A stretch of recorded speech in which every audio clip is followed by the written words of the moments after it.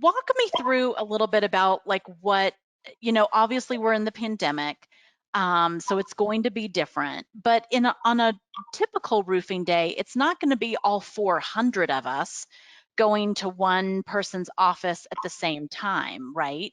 Once people register, you indicate where your address is, but what happens then? How will people know where to go and what to do? Yeah, so this year, I'll talk maybe about the virtual setting, but a lot of it would be the same in a physical, in-person event. We made the decision, as much as we wanted to see everyone, that the travel restrictions across the country, Mm, difficult, in particular the DC where I live, and where our office is, of course, Capitol Hill, it's even more strict. They also have a lot of barricades up, so you really can't get even close to the Capitol right now.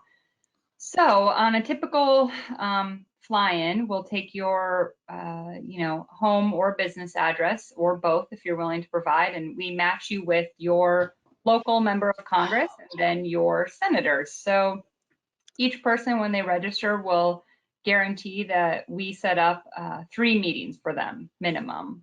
So if they provide 2 addresses, they could have a chance to have 6 meetings.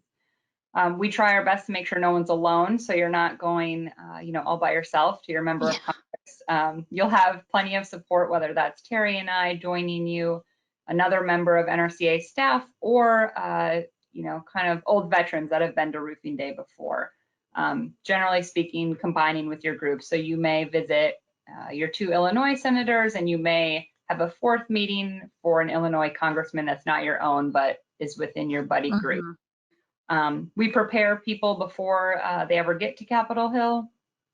For their meetings, we do a advocacy training where you can learn how to talk about the issues, what's important to members of Congress, how to tell your personal story, which really goes a long way. Mm. Staff and members understand why they're important. We do a kickoff event, which we're doing virtual this year, where our CEO, Reed Ribble, will speak. And then we also secured a talk with our keynote, Senator Ben Sasse from Nebraska. Oh, We'll cool. be able to ask him questions, which will be exciting.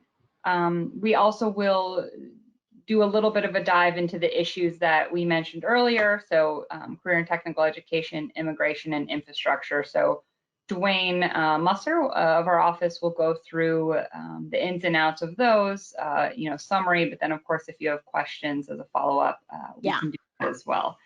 One of the neat things we're able to do virtually is our advocacy training will be about a week before the event itself, Yes. and people can go back and review a recorded copy of it if they can't make the live event, or 4 days pass and they say, gee whiz, I can't remember what I'm supposed to do if this happens or if that happens. They can just go back and watch the video, or of course ask Terry and I would be happy to help them out.